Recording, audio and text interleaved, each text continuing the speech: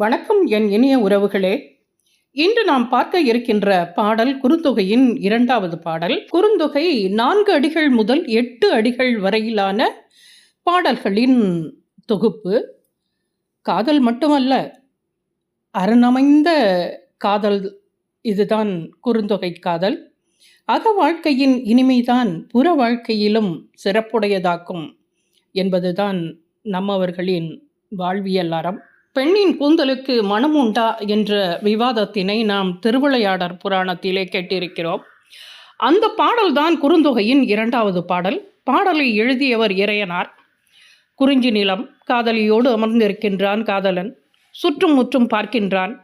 வண்டொன்று அங்கே செல்கின்றது. அதனிடம் பேசுகின்றான். என்ன பேசினான்? அதுதான் இந்த பாடல். பாடலின் விளக்கத்தை இத்தோடு இணைத்திருக்கின்றேன். கேட்டுவிட்டு சொல்லுங்கள் உங்களின் கருத்துக்களை. தொடர்ந்து சந்திப்போம்.